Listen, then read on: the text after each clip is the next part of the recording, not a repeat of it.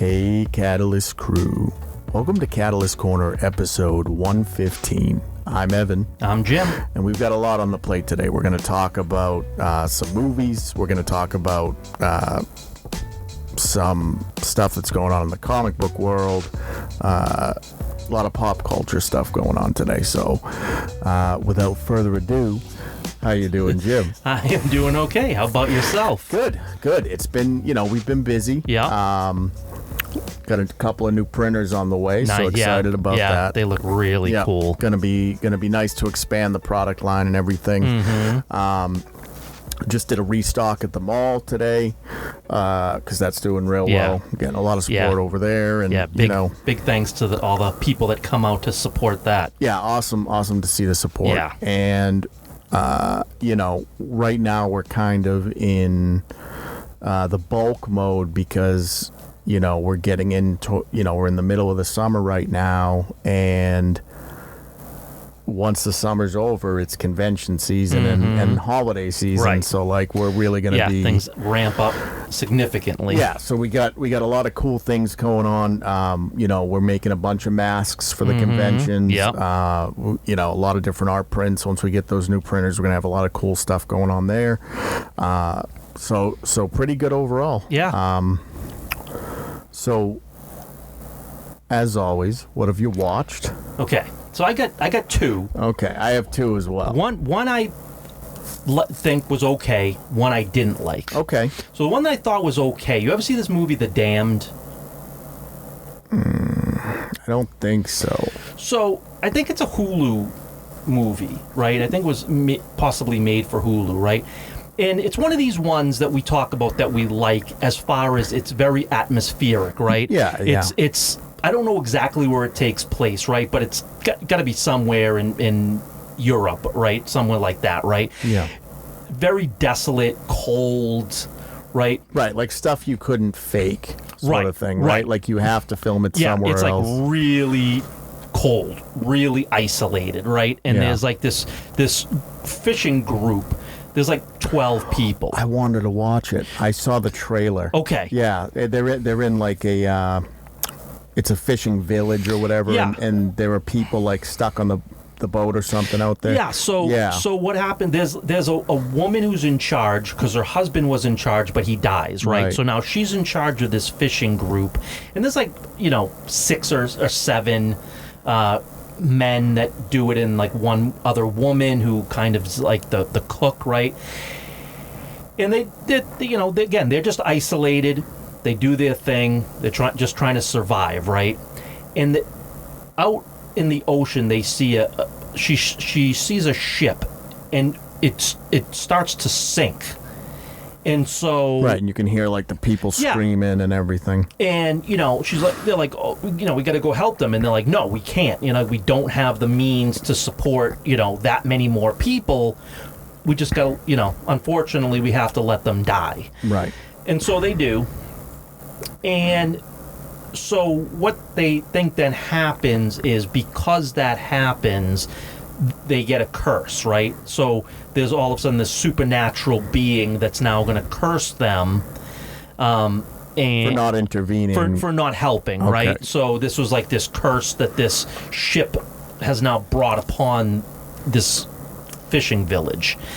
And so what happens is they start all going a little crazy, right? And everybody thinks it's they can see this entity, this spirit, right? And it's basically making them insane, and they're starting to, and for the most part, either kill each other or kill themselves, right? Whatever it might be. Right. Kind of has almost that Lovecraft element, right? Like the madness is creeping in. You're seeing things, and either you're going to hurt yourself or the people around you. So basically, they're just one by one, that keeps on happening, and the woman, not that does like the cooking, kind of explained to the other woman who's the leader, hey, this is this curse, and the only way to get rid of it, to kill it, is you have to burn it, right? So, they keep on, like, the food gets taken, right? So they're on the verge of death, right? There's starvation, right? They don't have the means to support themselves, right? There's not enough people anymore to assist.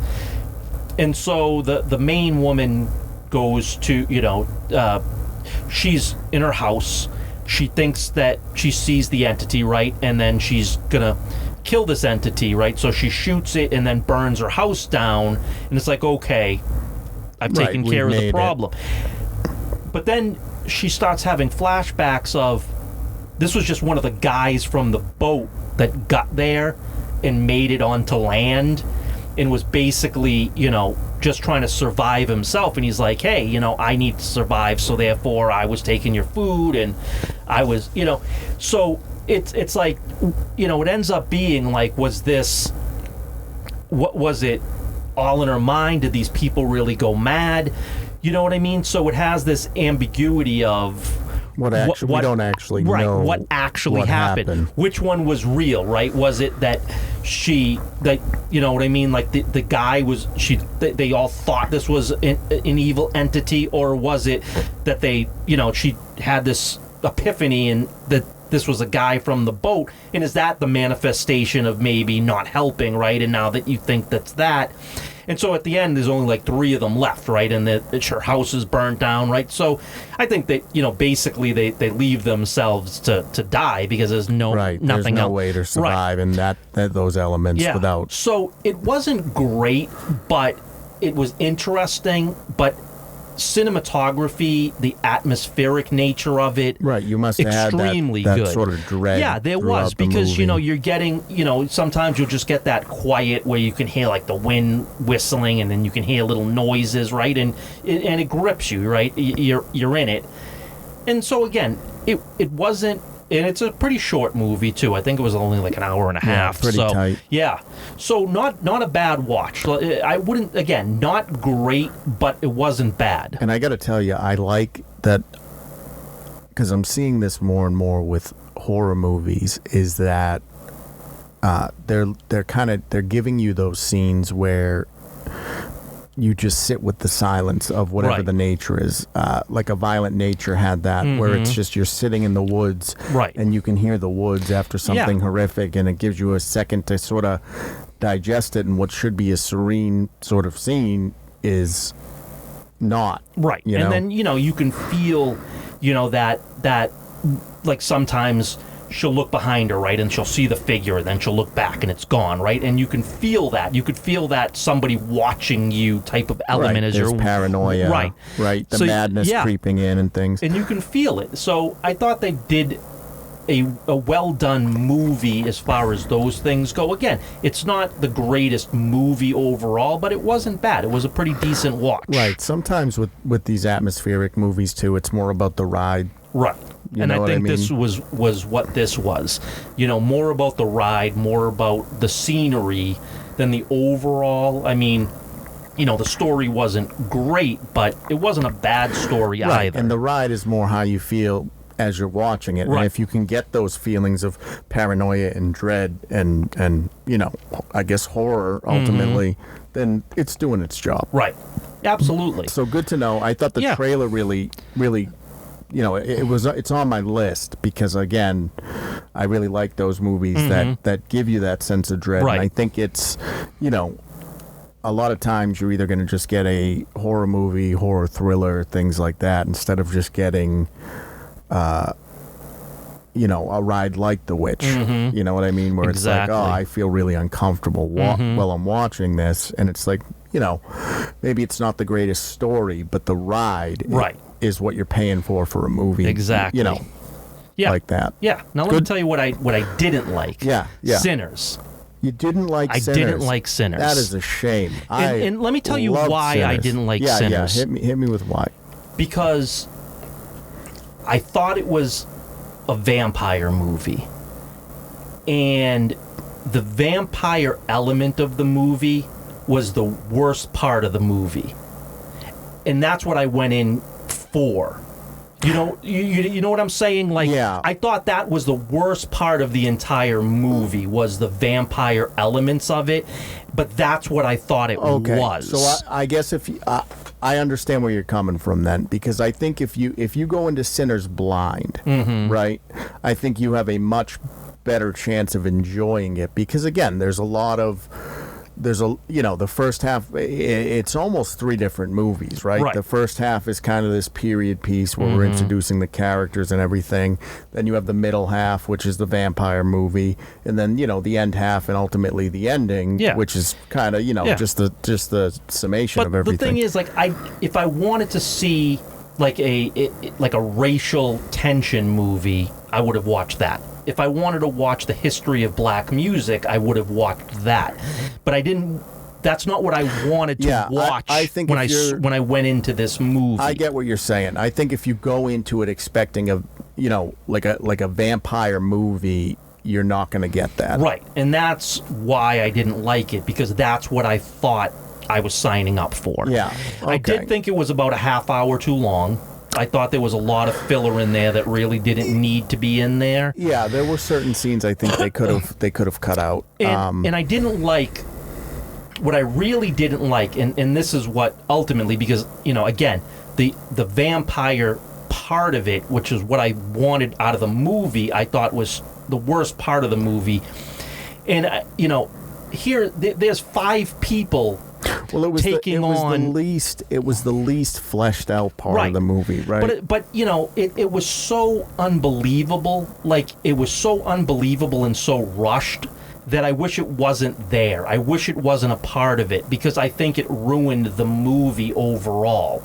Like, if you took that out, it might have been, to me, a better movie. But what I didn't like is, here you have about 5 people taking on like 20 vampires, and they took them on like there was no problem. Strength-wise, they were equally matched. You couldn't, the vampires couldn't overpower people. It didn't seem like they wrote that part of it with any intent to make it a strong part of the movie. No, I think you have to look at Sinners as a whole more so than the sum of its parts to really enjoy it. Yeah. Because I think if you start, like you said, if you start really focusing on the vampire element of it, there was a field full of vampires that should have easily been able to stop those 5 people. Right. Especially once they were invited in. Yeah, I mean, that should have been the end of it. And you could say, oh, well, they had a gun, but it's like, come on, you're shooting one, 4 others can come from behind and take you out. Like, it was not believable. I think if you're just going into that expecting a vampire movie, you're going to be disappointed. Right, and that was my issue, is because that's what I went into it thinking that it was, and that was the worst part of the movie. The other parts were done well. Don't get me wrong. I'm not saying that they weren't done well. It's just not what I wanted to watch. For a vampire, I get it. I think there's a lot of good in it too, though. I think there's a lot of subtext with the main vampire being Irish and everything, and I think there's Ryan Coogler, not bad. Right. You know what I mean? But I get what you're saying. I think if you're going into Sinners going, okay, I'm ready for a fucking vampire movie, you're going to be disappointed, because it's not, again, it's one of those things where it's black culture, black music, colonization, racism, that are really the themes, that are wrapped up into all of this. For me personally, I thought it was an interesting film. I'm not opposed to them throwing the vampires in, but I think if you really dial into the vampire element of it, there are holes in that. There is that, how are these 5 people getting through the night sort of thing, especially where, the whole lead up to that has been very grounded. So it's like, it's not a dusk till dawn situation where it's like a Tarantino cartoon sort of thing where it's like, here are our heroes, you know what I mean? It's more hey, you set me in a grounded world, you've introduced these vampires, you've shown us that they're they have superpowers, they're very strong, etc., etc. How are these 5 really getting through all of this, and I think I'd be more forgiving, if you wanted to say that the kid was able to use the guitar or whatever to stop him because, ultimately he was the target. All right, I can get through that, but I think just overall the 5 of them fighting off a field of vampires is not believable. Right. So I get where you're coming from. Yeah, exactly. And and the thing that the other part of it, and again, spoilers, it's been out for a long time, so if you haven't, but it's like, so the one brother gets turned into a vampire and the other brother lets him live, right?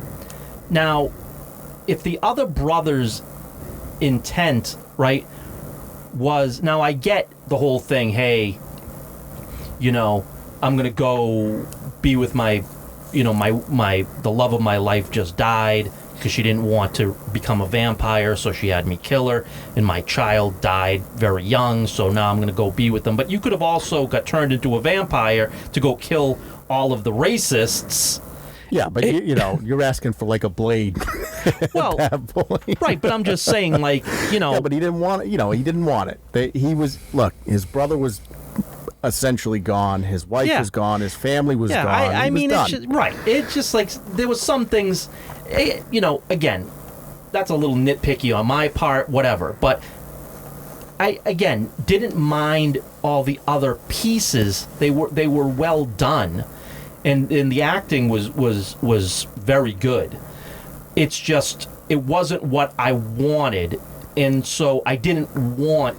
And nothing against those other things, those other elements. That's not what I wanted, though. I didn't want that movie. That's not the movie I was going in for. And so when I got that more so than the vampire movie, which was what I wanted to go in for, that's why I say I don't like it, because the one thing I wanted was the worst part of the movie that could have really been taken out and really didn't need to be in that movie to make that movie as good as it was. So I think for me, the reason why Sinners is so important is because, it's a horror movie that doesn't, it's not blaxploitation, right. It's not comedy, right? And ultimately, again, I think as a whole, it's a good movie. I think if you, when the credits roll, depending on what your expectations are, I don't think you feel like,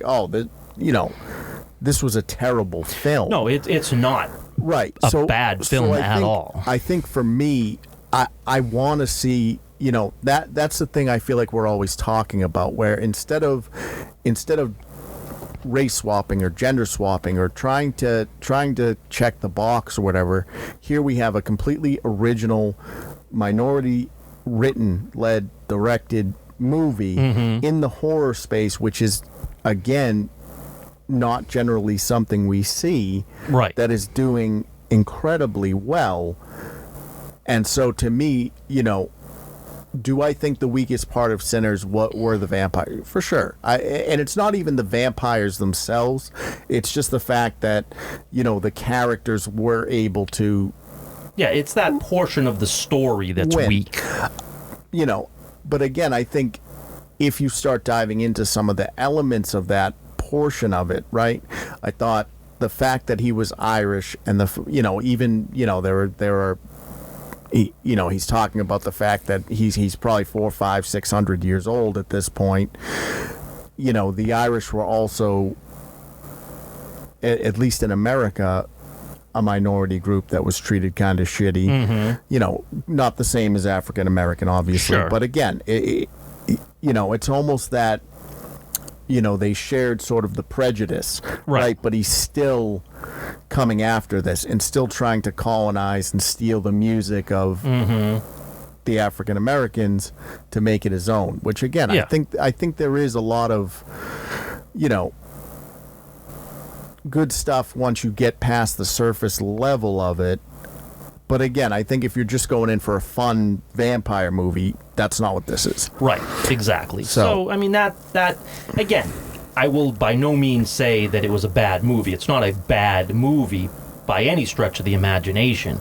It's just not what I wanted No, it's not a fun vampire. Like, Right. that's not what you're signing up for. Right. You're signing up for, you're going to get hit with culture. You're going to get hit with, racial tensions. You're going to get hit with, colonization and prejudice and struggle and all those things. And, it's all wrapped into a vampire movie. Right. But again, I think it's, to me, I'm glad it did well. I'm glad it rated out very high. I want to see more stuff like that, I think. Sure. You know what I Sure. mean? Like, I think if it gives Coogler a platform to kind of continue making movies of that caliber, you know, that's a good thing. Sure, absolutely, absolutely. I would not want it to stop happening just because, I didn't particularly care for the movie overall. Again, I by no means hated it. It just wasn't what I was hoping for, what I thought I was getting. That's all. And I agree with you. I think the vampire element of that movie is 100% the weakest part of the film. Yeah. Not that it's, and even again, it's not. It's not like bad. I don't know that I would say like, oh, it's terrible. No. It's just not what not what you'd want to, like, if I was just going like, give me a vampire, people locked in a barn versus vampires, like, I want, give me some meat there. Yeah. So that's, I was a little disappointed in the movie overall, but I get it. Hey, it is what it is. What about you? What have you caught? So I have two. Okay. And I like both of them. Okay, good. Okay. So I came across an anime, and I wanted to tell you about this because I think it's something you should check out. Okay. So it's on Netflix. I don't know if you got Netflix. It's called Bastard. Never heard of it. Heavy metal fantasy. Really? And it's set in a fantasy world, right? And it's about this dark wizard that dies or whatever and gets reincarnated in this little kid's body, and he can basically pop out and save the day and all that type of shit. But the reason why it's so good is because violent, right? Which is good. We like the violent, and little risque, which is hey, no complaints here. Right. But what I love about it is there's heavy metal shit throughout it. Like, really?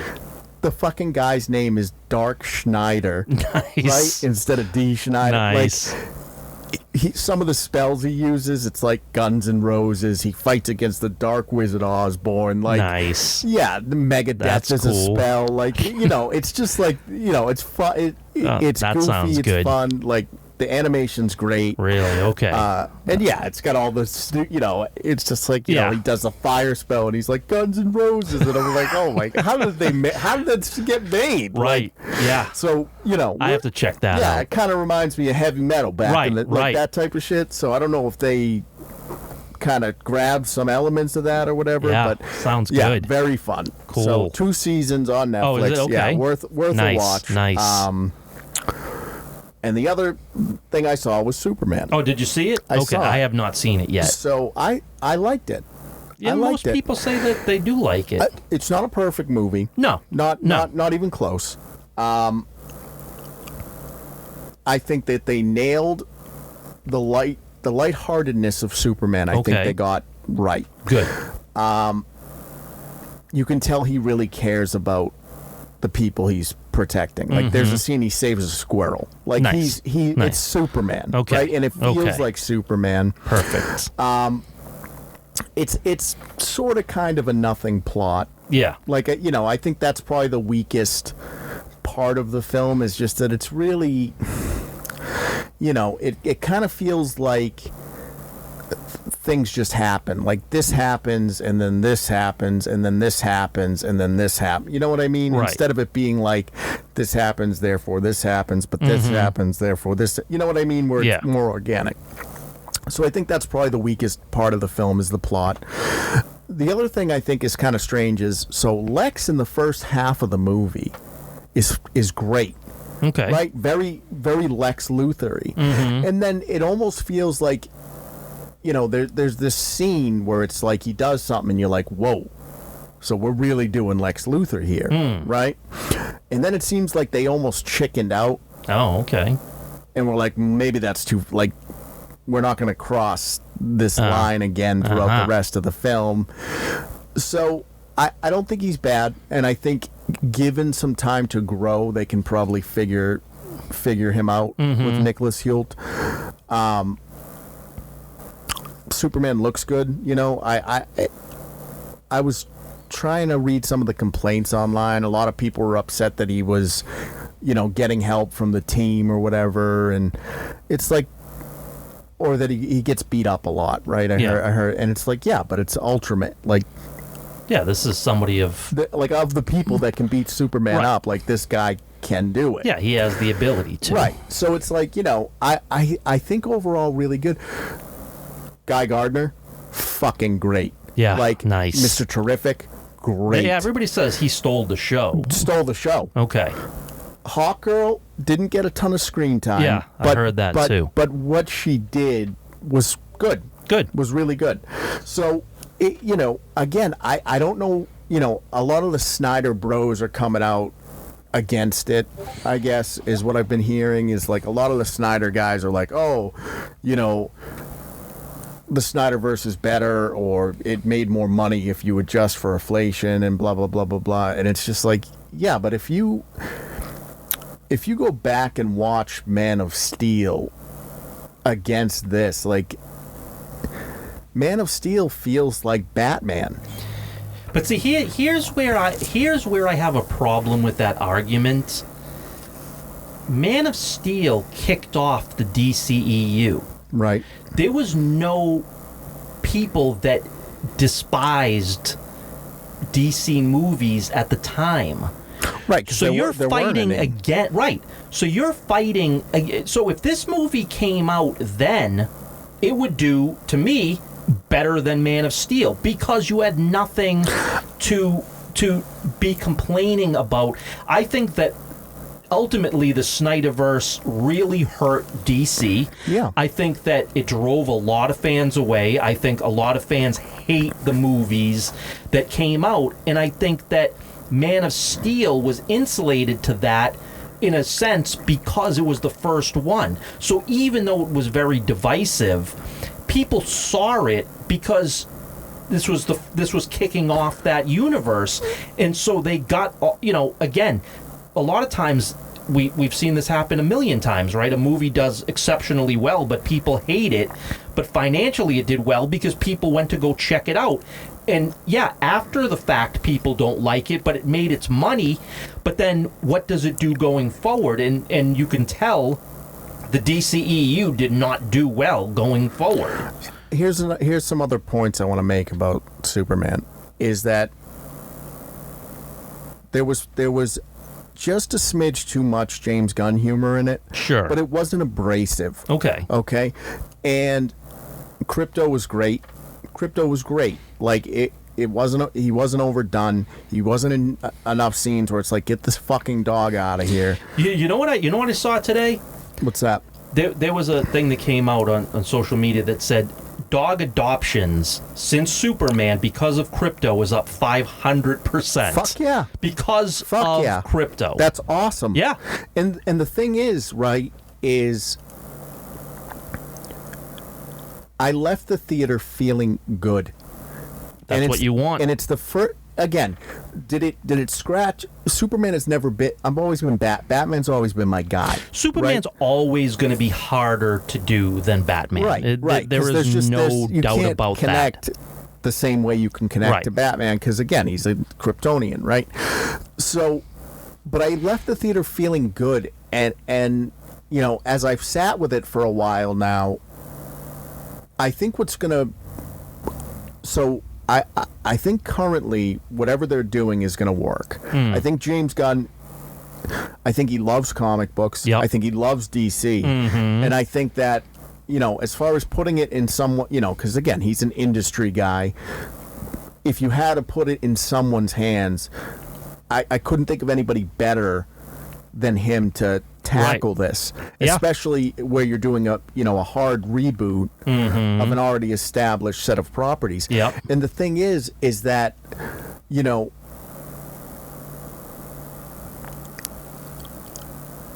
there was, you know, the Snyderverse, there's all that heavy guitar shit, and like it doesn't feel like superhero stuff. It feels like everybody's Batman. Right. You know, everybody has to be gritty. And that's not what I want from Superman, especially. Like, No. Superman is supposed to, you know, there's a line where he does something and he goes, "Oh, dang it." And I go, "Fucking perfect." Like, of Right. course, that's what he says. And in right? the comics, he does and the say thing that stuff. Another strength to this movie is it is the most comic book movie. Well, that's been the biggest compliment It feels about like it. it feels Right. like a comic movie. Everybody says They that it fucking- feels like a comic book movie. Jimmy Olsen shit, perfect. Nice. Perfect. Lois feels like Lois. Okay? Yeah. It's not fucking Amy Adams with her red hair. It's Right. Lois Lane. Yeah. You know what I mean? Yeah. And all of that feels really, really good. And, you know, I would have liked to have seen some more scenes with Clark and Lois and them interacting. But I would say overall, you know, I'd probably give the movie maybe a 7. Yeah, Right? okay. On you know, because again, I think from a plot standpoint, meh. Yeah, and I think that part of it, you know, part of that problem is, okay, we're not doing an origin story, so we're just doing, you know, so... This is just a day in the life of Right. Year 3 Superman. Right, exactly. And it's not really taking... I don't think too many elements were taken from the comics directly, right? So you're trying to create a story out of thin air. Right. And I think that's where it fell a little flat because, like, what is the story you're telling? We don't really know. Right. And I think it's more about getting the characters on the board. Right. And I think you're trying to establish the universe. But here's the thing. I don't fucking need another Superman origin story. I don't want an origin story of for any anybody. DC character. I know them. I Right. know these and if characters. you don't figure it out on Right. your own. And here's the thing. You know who Superman is. Right. Whether you know his origin story or not, you know who he is. Right. So, yes, sit down, buckle up, and go for the ride. Mm-hmm. You know what I mean? So I think a lot of the hate, you know, and it's wild. You know, there's people complaining about. I know, like there was this big thing because it was woke because he called him an immigrant or whatever, and it's Right. like no fucking shit. He's an alien. Right. He's literally an alien. Like that doesn't make it woke. No. It was good. It was what you know, is it Christopher Reeve Superman? No. I mean, there's very few things that are, right? But I thought it was better than Man of Steel, you know. Do I wish Cavill maybe got in bed with James Gunn instead of Zack Snyder? Sure, because I think Cavill really embodies sort of that look. But I don't think Corn Sweat looks bad. No. You know? And he's a little dopey, he's a little naive, and that works so well. The thing is, though, if it's the second best, if it's better than Man of Steel and it's better than Superman Returns, and it's just not as good as Superman the movie, then you've succeeded, right? To me, that's a win. Right, and you know what else that I love about it is they use the Superman theme. Yeah, I like You know what that. I mean? That's like, awesome. That's what I'm saying is like there are really good hits to this. And, you know, it's they just- didn't spoilers, I guess, but like, you know, Ma and Pa Kent are there. Right. And that's good. Yeah. That's good. It doesn't have to fucking be Batman. Right. Well, I mean, again, Ma and Pa Kent are in the comics. Like, they're not dead. Right. You know? It's not Kevin, what's his face? Oh, and from Man of Steel? Yeah, holding the fucking hand up to get eaten by a tornado. Yeah. Like, what the dumbest fucking death in all superhero. Right. Why would you do that? Like, Right. That's the And stupidest then thing. 3 scenes later, he's fucking out anyway. Like, no, it's really good. And, you know, I think the Guy Gardner, Hawk Girl, Mr. Terrific thing, like, I think James Gunn's biggest talent is bringing the B-list characters in and making them, like, they were great. Like, they really, really were. It was very enjoyable. Right. Guy Gardner wasn't in it that long, but every fucking scene he was in was chef's kiss. But now, if you've seen Superman and you've seen Guy Gardner, once the Lantern series comes on HBO Max and he is in it, now you have now you're going to get people that want to go see that. Like, hey, I liked that character. He's in this with the other Green Lanterns. I'm going to check this property out now. Right. And I'm going to check, we're going to check this out because maybe, this person's in it, whatever. So another thing I think is interesting, because I think we're years away from Batman in this universe. Sure. I think we're years away. We're going to get Batman, we're going to get Reeves Batman 2, whatever that's going to be called, right? And so I don't think I think what's really telling is he seeds a couple things here and there. We get to see the Hall of Justice. Yeah, nice. So he's seeding things, but you can tell he's not in a rush because they're doing Supergirl next. Right, Supergirl's up next, which is fine. Yeah, which again establish the Superman family and the Justice Society or whatever you're calling them. Get that in there first, and then start bringing in your other characters. You'll get Wonder Woman, which I heard was being fast-tracked. Right, so what they'll do is we're probably going to get, we got Superman, so that's in the books. We're getting Supergirl, which again, she pops up in it. Right. And it's Supergirl the Mess, which is fine. Right. That's going to work great because it'll be a great juxtaposition to this Superman. Yeah. Crypto, fantastic. So good, we have that element in there. Yep. I think a Mr. Terrific TV show would. So that's the thing is they have a real opportunity to do this right. Right. You know what I mean? You had Mr. Terrific, you had Hawkgirl, and you had Guy Gardner in this movie. If you want to do shows about them that don't impact the movies, great. Right. Because we got introduced to them in the movies. Do the shows. And if you liked Mr. Terrific, well, here's an 8-season run of what he's doing. Right. Or here's an 8-season run of what the Lanterns are doing. Yeah, which we're getting that for sure. Right. That's done and coming out soon. Which is great. But again, I think the one thing they have to really be careful about is whatever the Lanterns are doing can't impact what you're doing at the movie theater. No. It's supposed to be supplemental material. So you liked Guy Gardner? Well, we got more Guy Gardner here. But the stuff Guy Gardner's doing here isn't going to affect what is happening in the greater... And James Gunn has made mention of Disney Plus being the downfall of Marvel. Like, he gets what happened to Marvel, and he does blame Disney Plus as the biggest reason for its downfall. And so he knows to not do that, right? Because he's already come out and said that that's what to not do. So he knows to not do it. So I doubt he will. I think if he sets it up where in his movies he's introducing the B team, and then he wants to give the B team a series that doesn't impact the cinematic universe, I think that's a home run. Yeah. And I think because you saw how Disney failed with Marvel, is there a template there? Sure. But if you tweak it the right way, I think it could be very successful. Right. I think that every movie should be self-contained, but that it's connected. Sure. I mean, you can have a little bleed here and there. Like Supergirl popped up. Like, you can have that bleed. Right. But I'm saying you could talk about something that just, what happened, right? So, again, you can say, like they did with Batman versus Superman, right?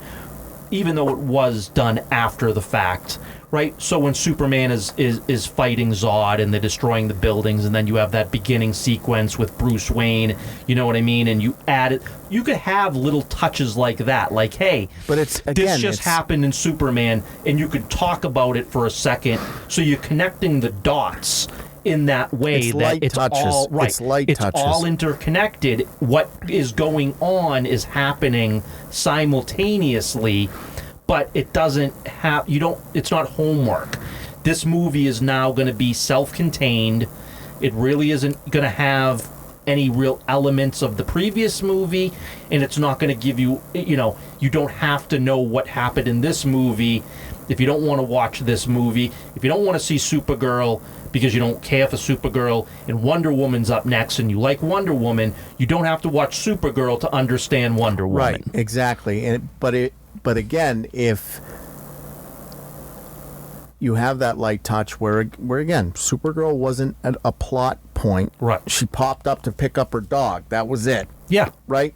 So it's like, great. That's perfect. That's light. That's a light touch.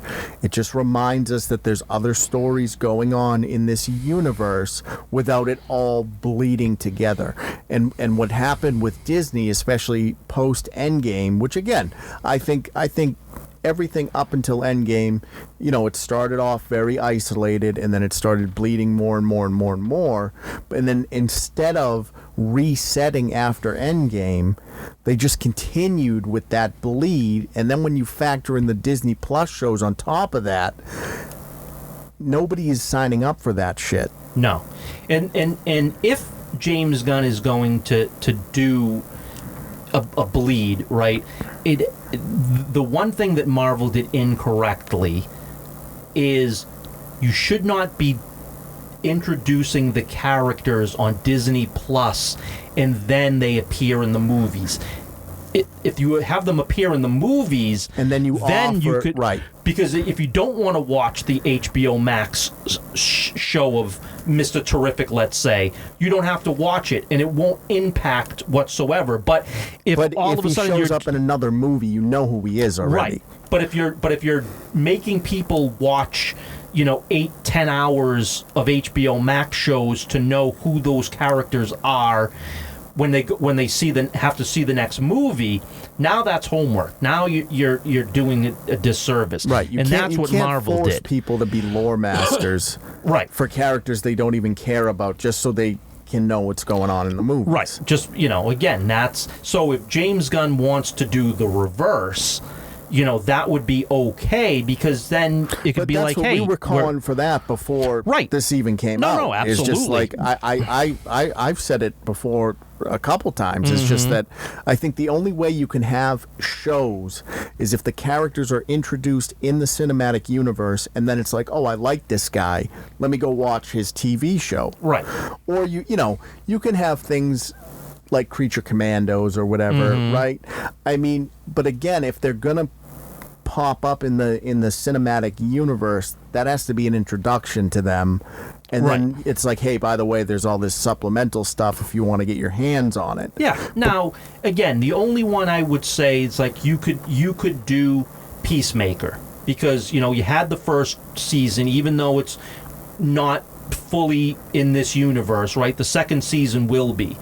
So you are going to introduce Peacemaker essentially in a series, but people know at this point people know Peacemaker. So if Peacemaker popped up in the next movie, you would know who that is. Most people who follow DC would know who that is. Well, do you want me to hit you with a spoiler? Oh, is he in there? You want me to hit you sure. with a spoiler? So there was a scene, whatever Lex does to make Superman's reputation shittier, right? That's part of the plot or whatever. I won't get into the nitty-gritty of it all. And then it's the media, right? The media circus starts going on and blah, blah, blah. And then there's a scene of somebody interviewing fucking Peacemaker. Okay, there you go. So, but again, like, in the theater I was in, when he popped up, everybody started laughing. Right, because you know who that is. Right. So that's the thing, is like, he's the only holdover from the DCEU, I guess. Right. But he, unless the suicide, that's the thing, is I assume the Suicide Squad is no longer canon. No. But the Peacemaker show for them is, I don't know if season 1 is kinda. Well, we'll find out in August, right? Right, because we are getting what's her name? Who does Amanda Waller? She's a holdover too, right? Because she's going to play Amanda Waller. Right. And Viola Davis is going to be... Right. But, what they are, Frank Grillo was in Creature Commandos as Rick Flag Sr. And he was in This is Rick Flag. And he's going to be in Peacemaker Season 2. But Creature Commandos is a part of this. Right, but what I'm saying is Creature Commandos was in a TV show. Right. So, again, there might be some...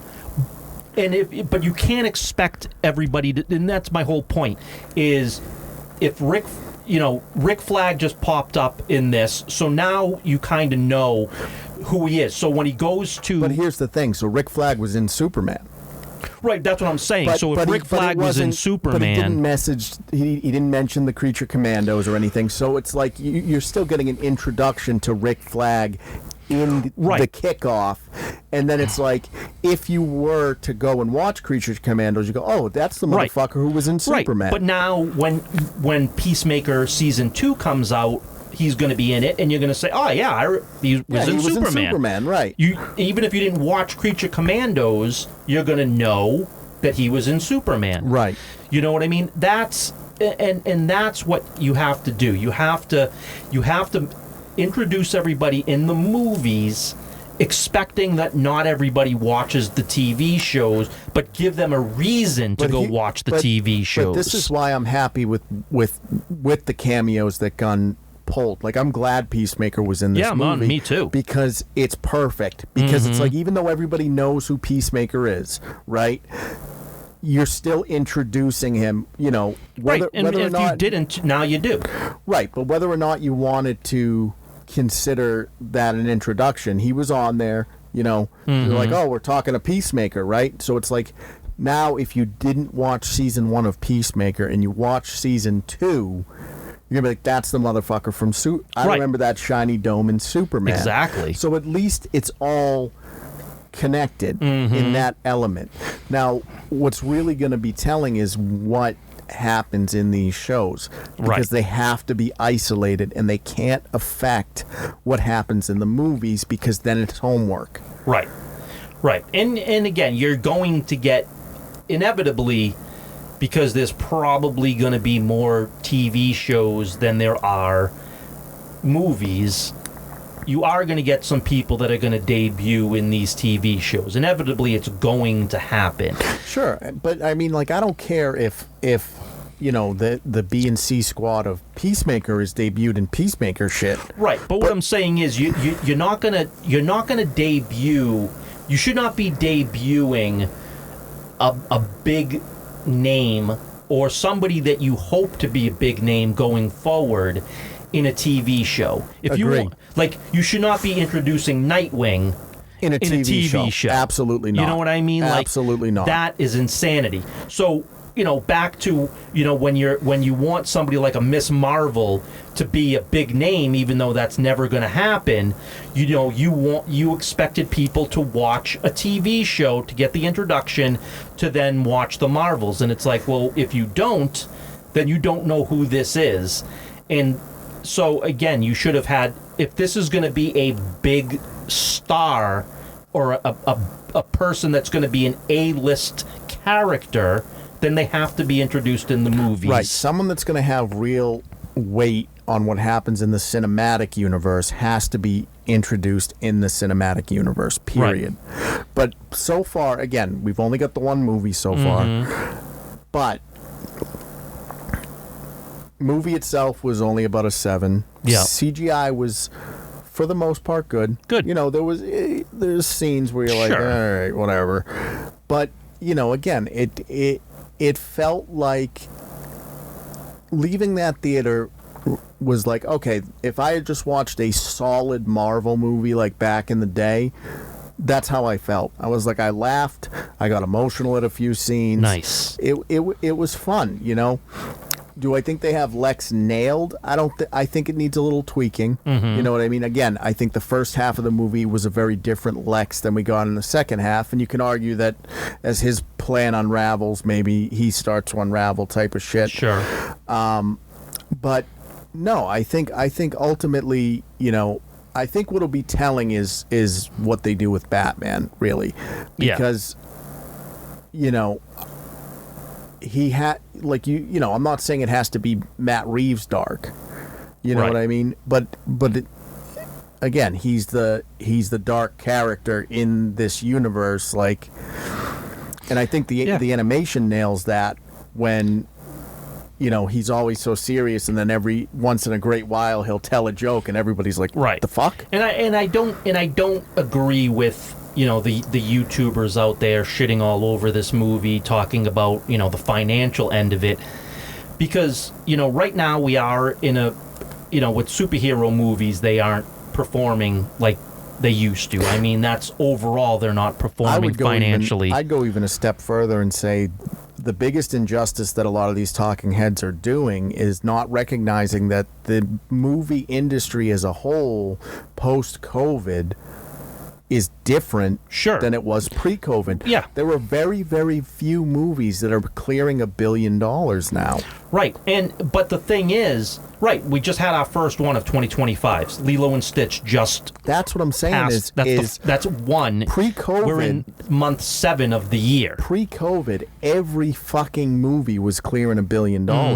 Even if it was garbage. Right. Every big budget movie was doing well over $1 billion. Post-COVID, it almost reminds me, it's almost like a return to the 90s.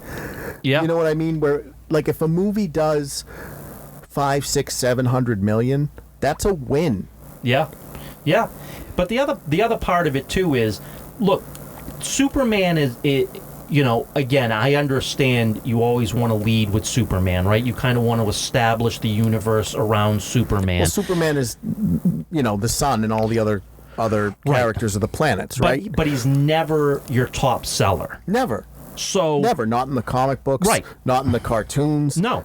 He's not, because again, it's hard to relate to the, you know, again, the perfect right being. And so, you know, to say that, you know, James Gunn's universe is in trouble because Superman may not do $1 billion, I think is foolhardy. I think that you're hating for the sake of hating at this point. Well, I would even go a step further for the financial element of it. I think the correct way to look at it is like you said earlier, superhero movies in general.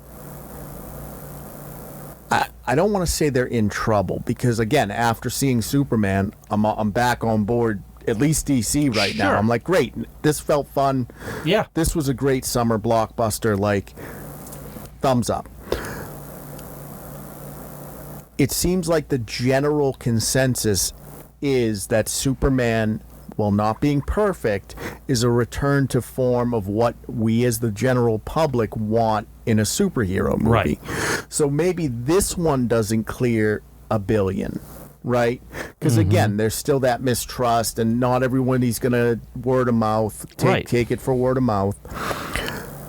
But maybe the next one or the one after that does clear $1 billion. And then once you've gained the trust back from the audience, people start going back to the theater, because now it's worth their hard-earned money to spend the $17 for a ticket versus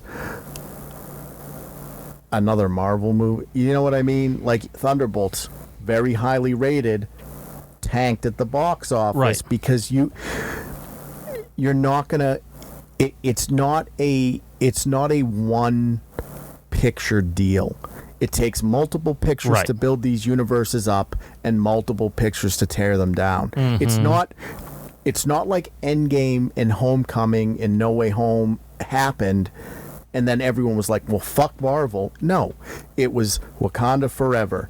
It was Thor Love and Thunder. Thor Love and Thunder. It was what was the other real bad one? Eternals, nobody cared about. The Marvels.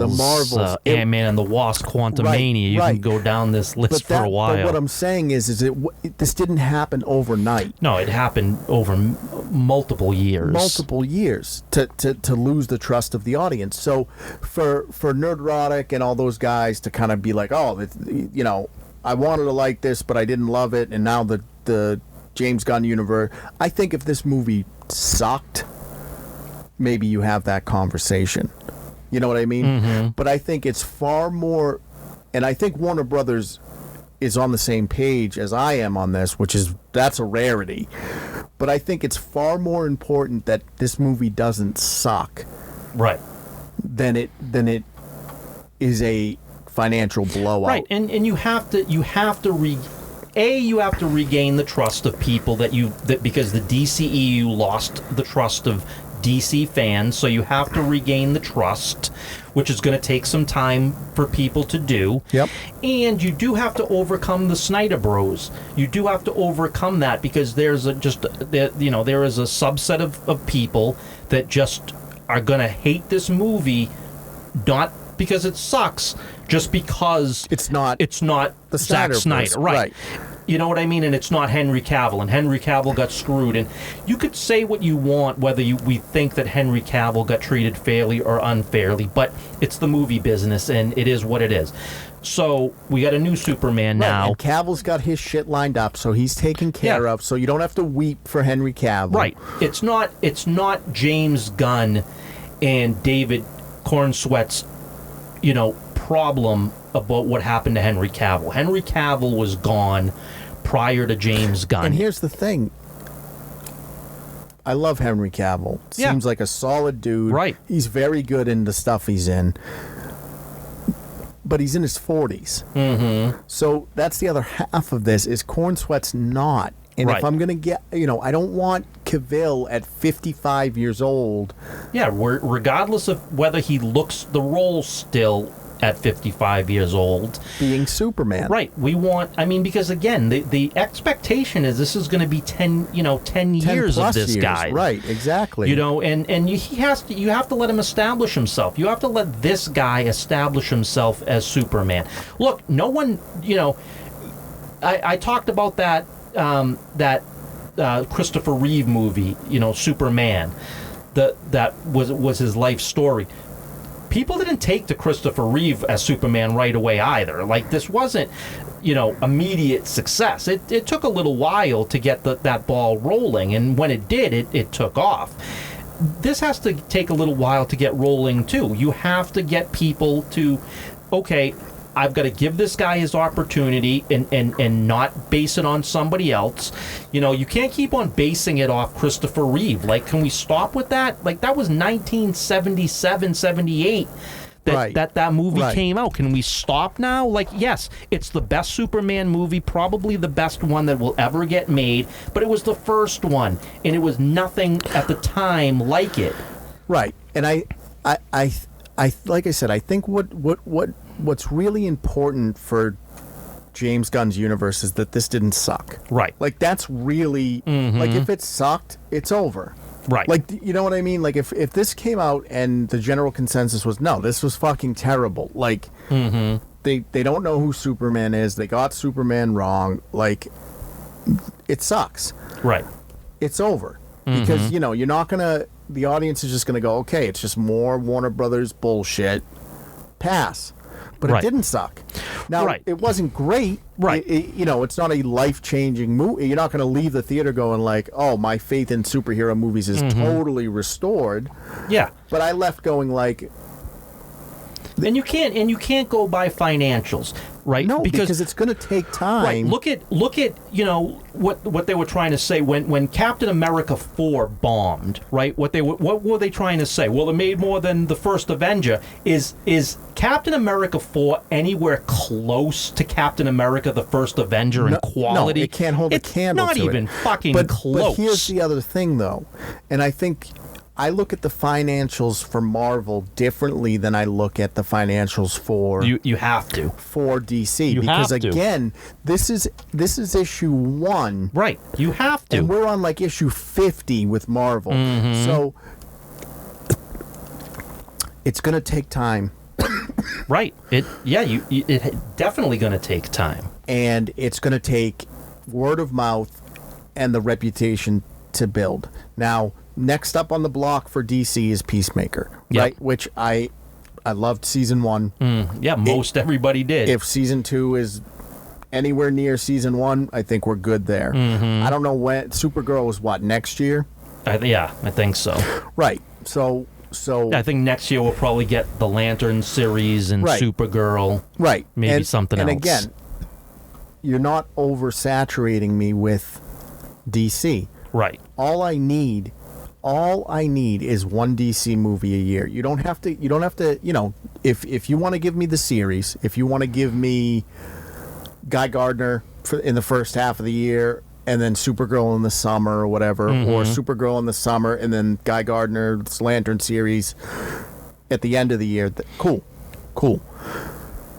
And if you want to have some if you want to do some animation, or just to pad out the fact that we have a pretty constant stream of content from DC, I'm good with all of that. Sure. But I don't need 5 TV shows and 3 movies in a year. Right. I don't need that. No. No. And now 'Cause that's part of their biggest downfall with Marvel. We already had Thunderbolts this year. We had Captain America 4 and Thunderbolts this year. And we're getting Fantastic Four. And we had Ironheart, and we had Daredevil Born Again, I believe. Right. So you're talking about, and it's July. Right. So in July... And we have Fantastic Four coming out in another July, week. You're talking about 5 fucking Marvel properties in the first half of the year. Well, I think Wonder Man comes out at the end of this year as well. So that's what I'm saying is just like... I got my Superman fix, made me feel good. I want more. Yeah. Next year. Make me wait for it. Don't fucking give me some Peacemaker in August. Great. That's a great 1-2 punch. Right.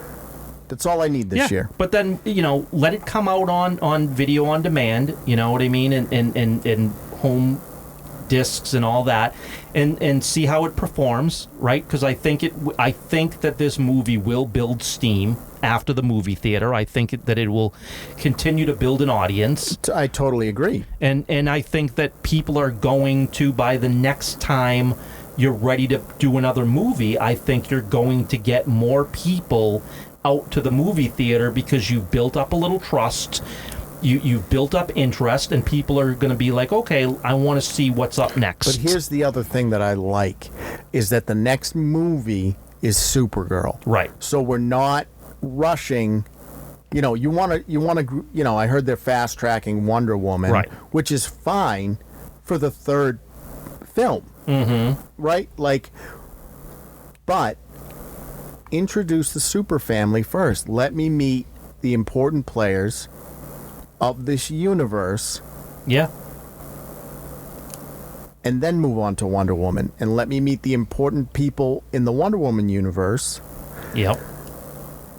And then who knows? Maybe they'll do Flash after that. Like I said, I don't think we're going to see Batman in this universe anytime soon. And you shouldn't. Well, because we have a Batman movie coming in 2027. So right, and you're probably going to get a season 2 of Penguin. Right. So that's the thing, is you're gonna scratch the Batman itch regardless. Right. People like Matt Reeves' Batman. Right? So more of that is not a bad thing. Right. And if you're already scratching the Batman itch, far better to get everybody else on the board and then introduce us to the Dark Knight. Well, and I will say this too. If and I don't know, this to be the case or not, but if say the Batman 2 is it, right? You're not going to go beyond that. And let's say Penguin season 2 is it. You're not going to go beyond that. Then end that universe so there's no confusion. Don't have multiple Batmen going at the same time. I totally agree. End that universe before you ever think about creating this Batman universe. So now let me ask you this, though. Do you think, with what we've seen from Matt Reeves, right? Do you think that you could bring Pattinson in as the Batman of this universe? I think you should bring Pattinson in as the Batman of this universe. Okay, and you know what? I don't disagree. I think that you have if the tone that we're going with the Batman is Batman's identity, and you have the gritty criminals and all of that, perfect. There's nothing that happened in the Batman that would conflict with the Superman movie that just came out. No, and I would even argue that, because I've said this to you about the Batman, is that it's gritty, which I like. But it's not grounded. Right. Because there are so many comic book elements to it where it's just like, this feels like a comic book. Mm-hmm. It doesn't feel like a Nolan Batman type of thing. It feels comic booky, which to me keeps in line with what Gunn is trying to set up. And you still get to keep a gritty Batman, keep a lighthearted Superman. And again, I've said this, Wonder Woman should not be gritty. Not at all. Nope.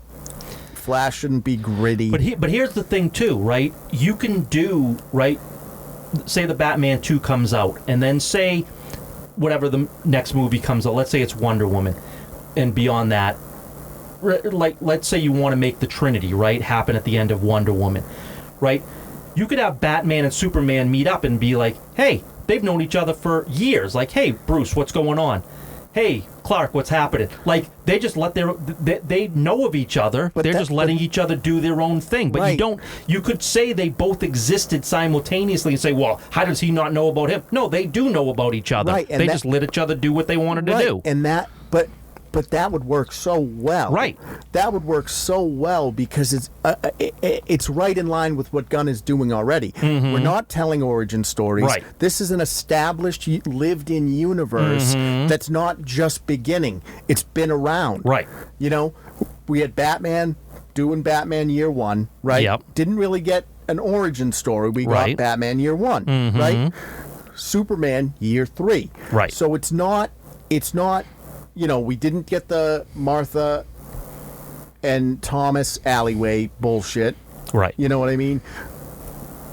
We didn't get the rocket ship from Krypton bullshit that we've all seen 1,000 times.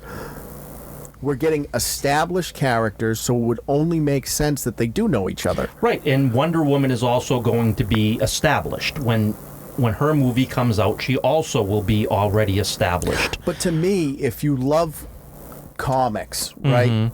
You know, if you're making comic book movies for people that love comics, that's the beauty of comics, is you can pick up a comic book. And I'm not saying, don't pick up issue 5 in a series of 10, but you can pick up a comic and you're in the world. Yep. And the story is happening. Not every run is an origin story in the comic universe. No, not at all. We expect you to know who these characters are.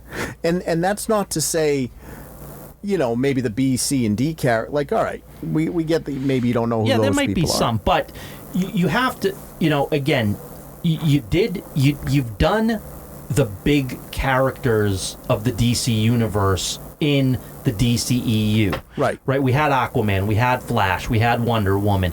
All of that's been done.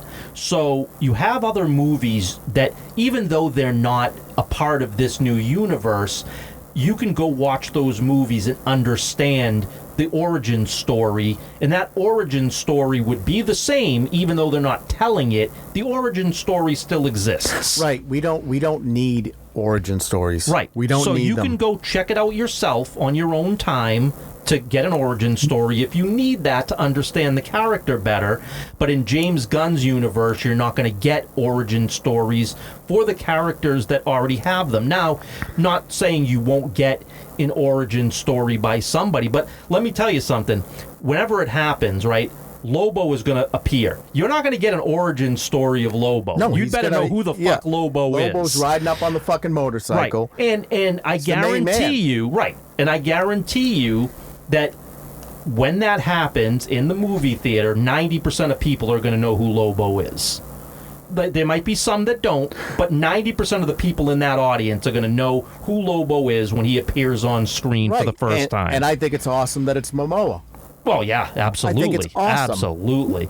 And so, there is going to be some, your homework is not going to be that you have to watch hours upon hours upon hours of other shows to keep up with what's happening. Your homework is going to be, you are going to have to kind of know who these characters are when they appear. That's the homework. That's on you. But you know what that does is it strengthens the entire brand, because it's like, oh, you need an origin story? Well, here's the best Batman origin story I have. Right.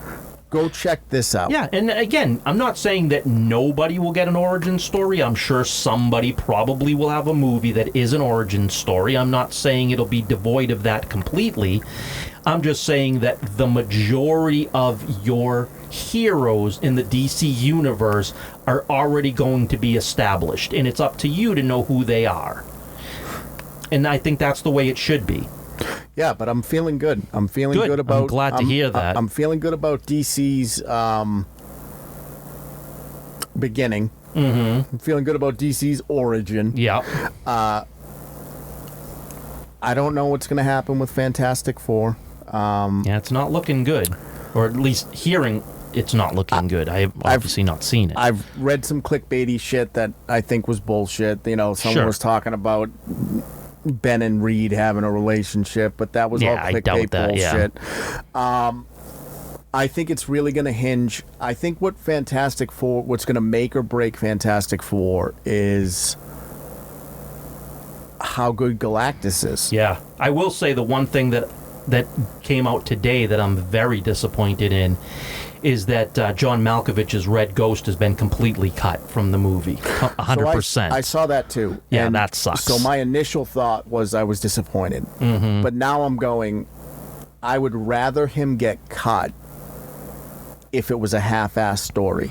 Sure. Like if his character, I don't want you to bring him in and it's a bullshit half-assed story just to have Red Ghost in there. Right, but what I don't, but on the flip side of that, I don't want a shit movie where you could have used Malkovich instead, but you chose something else that fails miserably. Right. I guess my point is that if they cut it out because it was the B plot in the movie, and they just couldn't, couldn't make it work. Right. There wasn't enough time to give it give it what it deserved. Fine. Cut it out. Shave off the time. Keep us invested in the Galactus plot and what matters to the Fantastic Four. But if you cut him out to add some other bullshit in, that's a mistake. Well, see, but that's what kind of worries me, right? Is because you did all those reshoots with Julia Garner as herself, right? So not even as the Silver Surfer, so maybe telling like an origin story of her, right? You did all these reshoots after the fact, and I'm just saying, well, if you added all that in, that's going to be what took time away from Malkovich. And if that part of it sucks, and that's what you decided to go with as opposed to Malkovich, then I think you made a serious miscalculation. But that's only going to suck if she sucks. Well, that's what I mean. If what you reshot is terrible, and that was at the cost of Malkovich. Well, I think what it's going to come down to is whether or not we like Silver Surfer, really. Right. Right? Like, again, a lot of people are upset that it's a female, but I think a lot of that has died down at this point. Mm-hmm. You know, I mean, you're over it. Either you're over it or you're just, get over it. Right. It is what it is. Yeah. So now that we're over the initial shock of Silver Surfer being female, right? Now it becomes, is she good? Right. And if she's good, no problem. You want to give us an origin story for Silver Surfer? Cool. If she's good. If she's not a net positive to the movie, then what you've done is you've just padded out more of a net negative and just padded that out. Right. Right? So it's going to really, it's really going to hinge on how good Silver Surfer is. Well, I mean, what I've seen, the animation isn't great. No. But the clips I've seen of her have been fine. But, I mean, and I've said this before, and I'll say it a million times. This isn't her replacing Norrin Rad. No. So this is, again. So my point is, let's see how she performs, and if she's good, great. If she sucks, then you can complain that why did you go with her as opposed to Norrin Rad, and that's a whole separate conversation that you can have if she's terrible. Right. But if she's good and she does and it's a good Silver Surfer, Well, then you can still have Norman Rat. You can have both. You're not taking one away. One is not lost forever. So here's where I'm at with Fantastic Four right now, because when the initial trailer dropped, I was like, oh, this feels kind of closer to what I want out of a Marvel movie. And I still feel that way for the most part. Sure. I think the casting is wrong. Like I do too. I don't think Sue or Reed were cast right. Yeah. And I don't get a Johnny Storm vibe from I don't know his name, but I just don't get it. Quinn? Yeah, I just don't get it. You know what I mean? Yeah, it definitely seems like a softer version of Johnny. Yeah. But at least for me, Reed is really what matters. Sure. You know what I mean? So like, I'm not saying Pedro Pascal can't do it. It's just almost distracting because it's like there's so much Pedro Pascal saturation right now, and dude has a pretty good range. Like, I'm not hating on him as an actor. Pedro Pascal can be hit or miss as an actor, right? In some cases he nails it. Like, everybody praises his performance in The Last of Us. Yeah, and he was good in Game of Thrones. Right, and then obviously he was awful in Wonder Woman 1984. So sure, but everything was awful in Wonder Woman 1984. But what I'm saying is, I don't think that was him. No. But I'm just saying, like, he doesn't hit a home run every time. But no, he can't save a movie. No, but he's got a decent enough batting average where he can, performance-wise, he can pull it off. The problem is that people are so sick of Pedro Pascal. His acting is secondary now to the people that don't want him on screen. So here's where I'm at with Fantastic Four. So plot aside right now, because obviously we don't really know what's going on. I think Ben's voice is weird. Like that, yeah, I'm never going to be able to get used to that. Yeah, that I think ain't he looks right. great. Yeah, he does look great. But the voice just does not work. No, and maybe there'll be some evolution to that, because I know in some of the trailers they're teasing him about clobber and time and stuff, and like obviously they're going to build that up till the end when he says it. Right. But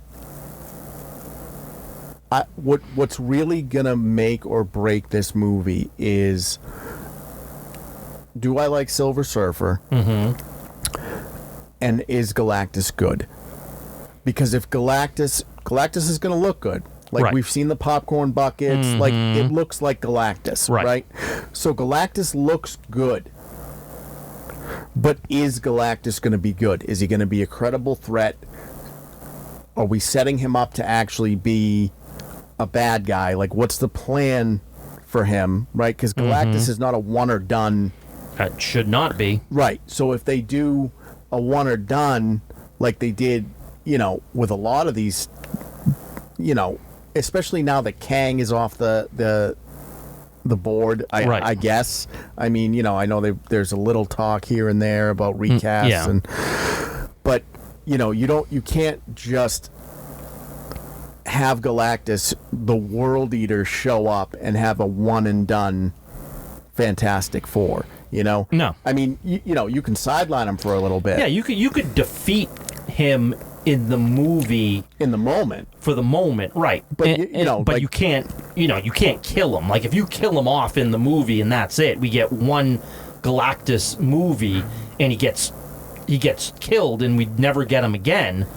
Well, that's a gigantic mistake. Like, you can defeat him for the movie and then he comes back even stronger the next time. I think Marvel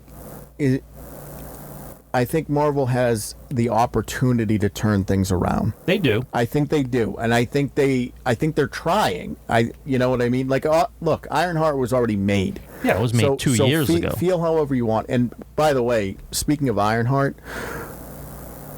the Mephisto scenes weren't bad. Like, he's not a terrible Mephisto. I wasn't like, oh, this fucking guy.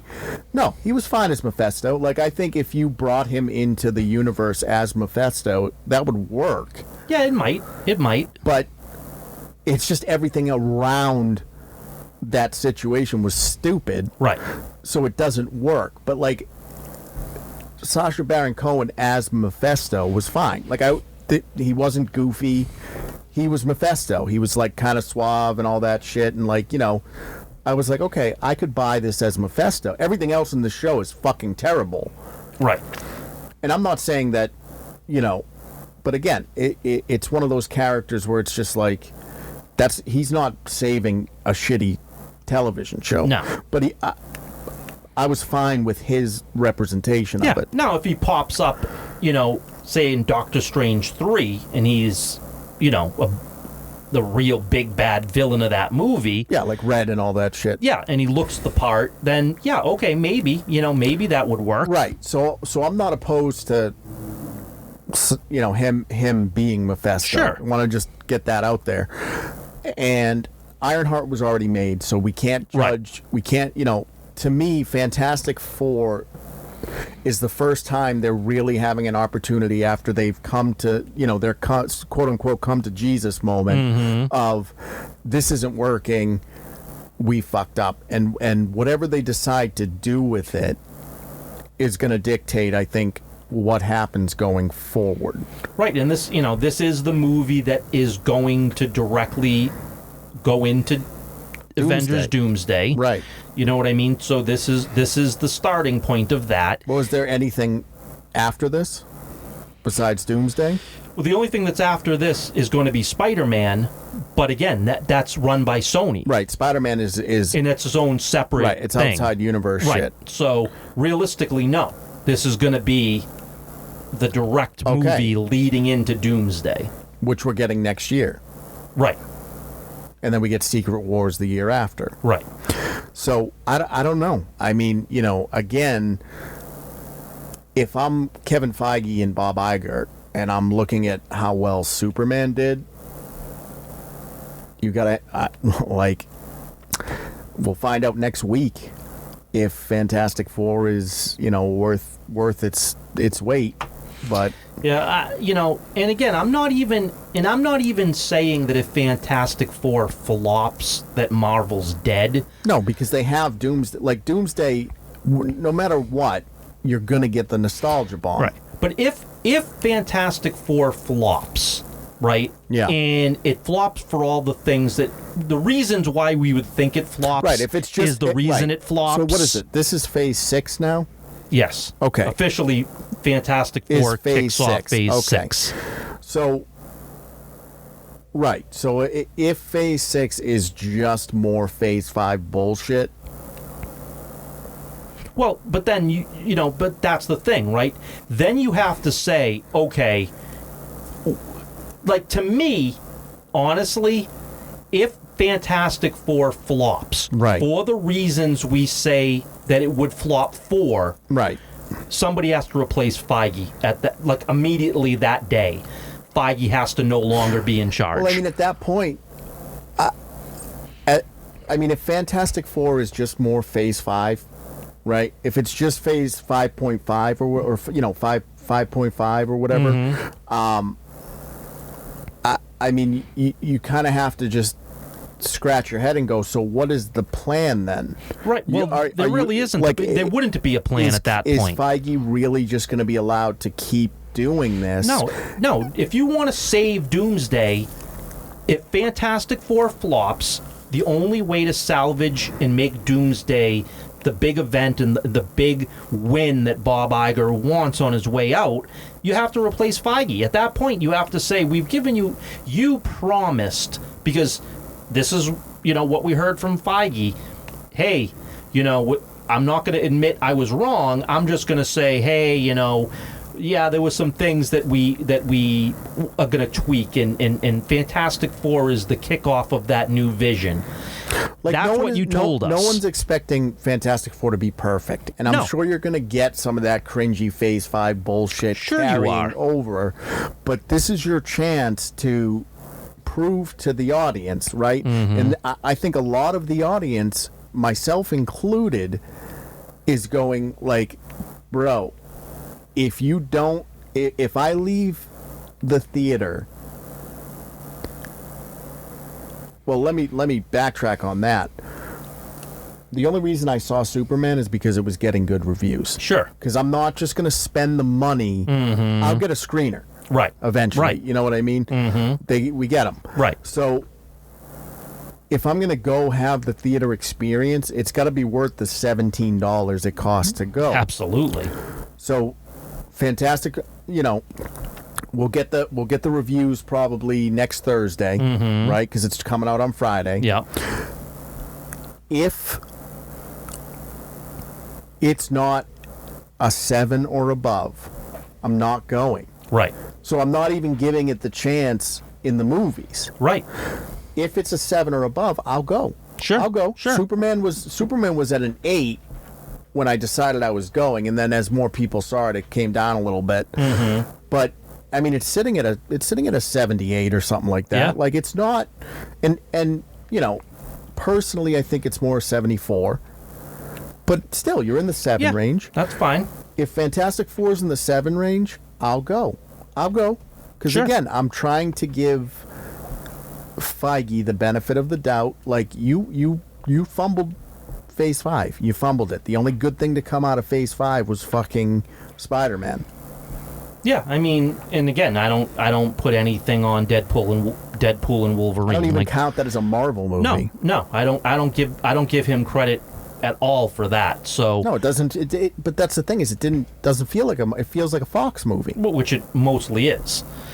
But yeah, I mean, but if the rumors are true, and Reed Richards is a piece of shit, Sue Storm is the leader, her and the female Silver Surfer girl boss it up to defeat Galactus, and they're the saviors, and that's how the movie is, and it flops, then no, I can't, then I don't see anybody or any reason to give Kevin Feige any more benefit of the doubt. And if I'm Bob Iger, I'm like, I need to replace you, because I already told you that wasn't going to work. So let me ask you this, though. What if Reed Richards and Silver Surfer team up to, take Galactus down? Are you good with that?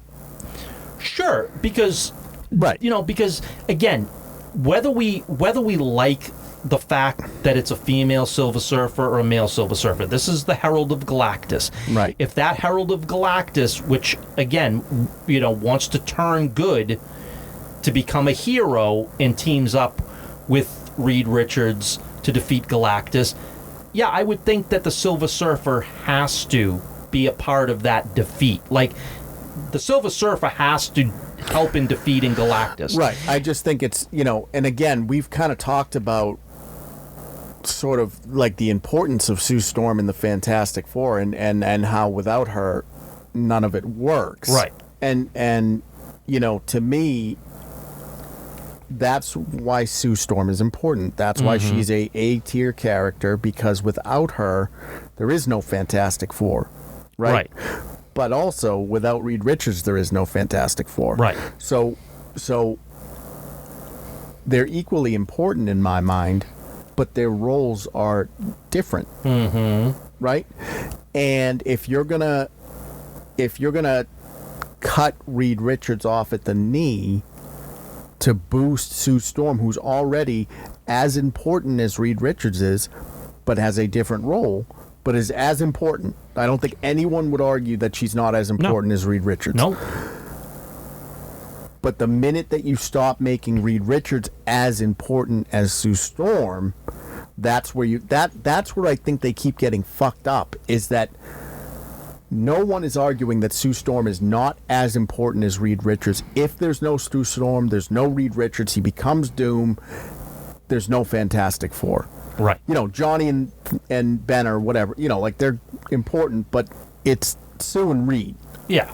Right? Yeah, they're the minions that carry out the orders. You got some muscle there, other elements, but they're not the strategists. Right. It's not Sue. It's Sue and Reed. Everybody knows it's Sue and Reed, and the minute that you stop making Reed as important as Sue is the minute that it doesn't feel like Fantastic Four. Yeah. No, absolutely. And the thing is, but Reed has to be the guy. He has to be the guy that ultimately is the person that's going to come up with the plan to defeat.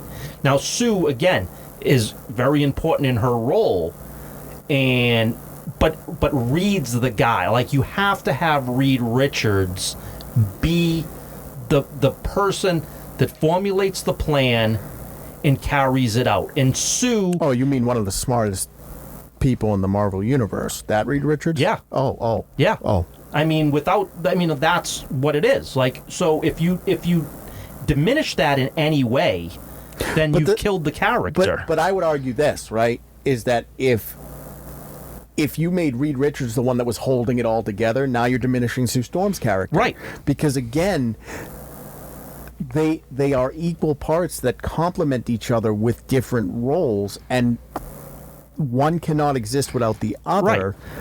Right. But you don't need to reverse that shit. Right. I mean, the thing is, Reed is going to...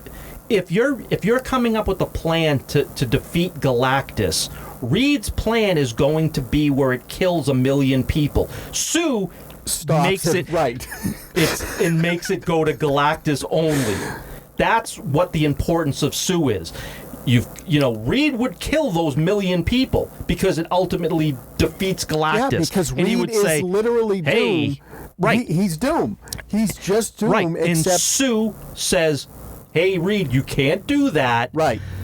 Whittle it down to only defeat Galactus. And he's like, okay. All right, I'll figure it out. And he figures it out, and then he carries it through, and he defeats Galactus. That's the importance of Sue and the importance of Reed. Without the other does not work. But if you make it where Sue supersedes Reed, that also does not work. No, it's not a partnership then. Right. Do you know what I mean? Like, you can't, no, and here's the other thing. I don't want to see Reed as a beta cuck male. No. Right? But I don't want to see Sue as a submissive, no, pretty princess type girl either. No. I want to see them as equal partners. Sue understands Reed's weaknesses, and Reed understands his weaknesses, so he listens to Sue. Right. And the only reason why Sue does do the pretty princess thing is because Reed never looks at her like he looks at her brain. Like, he's always thinking of her intelligence. Right. And sometimes she's like, hey, there's a little bit more to me. Right. But I guess what I meant was I don't want, I guess pretty princess wasn't the right term. I don't want to see Sue as a damsel in distress. Right. That can never happen. Right. So I don't want to see her as a damsel in distress, but I don't want to see him as a beta cuck either, because those are not the characters. Right. Those are not the characters. No. They're both, I hate to say alpha, but they're both, leader characters that feed off of one another. Right. But they have different missions of what they do to make the team successful. And if you interchange that, it's not going to work. It's not going to work if Sue becomes the person that ultimately, solely defeats or comes up with the plan to solely defeat, or, you know what I mean? Right. Even with the help of Silver Surfer. And I'd go even a step further and say, like, look, I understand you're not going to make Reed Richards comic book accurate. Like, you can't. Like, sure. People aren't going to get on board with Reed Richards if, again, because at least in the comics I've read, he's very close to Doom. Reed Richards is an asshole. Right. For the most part. Well, he's just a computer. Right. Like, there's no fucking emotion in and it. he doesn't, and he's not that, it's just he doesn't realize... Right. There's exactly probably a little bit of the tism involved, too. But, no one is ever like, oh, yeah, we love Reed Richards because he's so kind. It's like, no. Right. No. Exactly. That's not a Reed Richards trait. So, I get it. Like, you got to soften him a little bit for the general public. Sure. Right? Like, he doesn't have to be fucking, Doom 0.5 or whatever. Yeah, like, he doesn't have to be Doom-esque. Right. You can make him a little softer, and they're doing it with the family man element of it, right? Which is fine. I'm cool with all that. Yeah. But I just don't want to see him be weak. Right. Yeah, I do not want to see him be, I don't want him to be... Like, his weakness should be his intelligence. Right. I don't want to see him be weak, but I also don't want to see him be this, masculine toxicity. No. And that's why Sue is the leader, because he's such, he's not that, when we say he's an asshole, it's not that. He's an asshole, like Doom is an asshole. It's cold and calculating. Right. He's got a very high intelligence, and sometimes he doesn't realize why you don't get what he gets. Right. And it's like the Brainiac thing, right? Like Brainiac isn't this huge hulking sort of thing. He's a fucking brain. Right. And it's like they're ants to him in a way. Right. He's so smart that the human element doesn't factor in. Right. And if you don't, and it's like, why don't you get what I'm saying? Like, why aren't you as smart as me? Right. He doesn't come out and say that, but he doesn't understand why you don't. What makes sense to him doesn't make sense to everybody else. And he doesn't get why it doesn't make sense. Right. So that's what makes him an asshole. But he's not a toxic male. No, but never in any of the comics is he ever. But that's what that's kind of the rumor as to what they're making him, and that's why Sue is more so the leader, and she's the girl boss. And it's like, and that's why he's kind of cucked. And it's like, if you do that, that's a not recipe for failure. Well, that's not Reed Richards. Or it's not Sue Storm either. Right. So it's like, it just, and again, I don't want to jump to conclusions. I don't know, I don't know what we're going to get. Right. I really don't. We don't. But I think a lot of it's going to hinge on, whether they get the characters right. I think it's obvious, like, I know I said Galactus is really going to be what makes or breaks the movie, but what really is going to matter is whether or not the characters are the Fantastic Four. Because if they're not, it doesn't matter if you have the greatest villain in the world in Galactus, it won't make a difference. Yeah, I mean, characters are going to make a big difference, because you can, we keep on, like I said, we keep on hearing, hey, we love, the portrayal of Miss Marvel. We love the portrayal of Yelena Belova. They're not making any money with those characters, so. But they're not making people excited to go to the movies either. Right. So that's why it's important that the characters are done right, and that's what made the success at the beginning, because you had the characters done right. And you're not, and I'm not saying you're not necessarily doing that, but those characters no one really cares about. Fantastic Four Well, you're back to A-tier characters Fantastic again. Four is, in essence, should be bigger than Iron Man, Thor, and Captain America. Yeah, you're talking about A-tier characters. Right. And I think the reason that they aren't in the general public considered bigger than Iron Man and Captain America is because they failed to ever make a good Fantastic Four movie. Exactly. And so you need that to happen with this movie in order to do these characters justice, because if you don't, going forward, no one's going to care. But we'll see. I mean, like I said, about a week away on that. So, yep. All right. Well, with that one, let's put this one to bed. Okay. Jim, as always. Yeah. Pleasure. What do you got going on?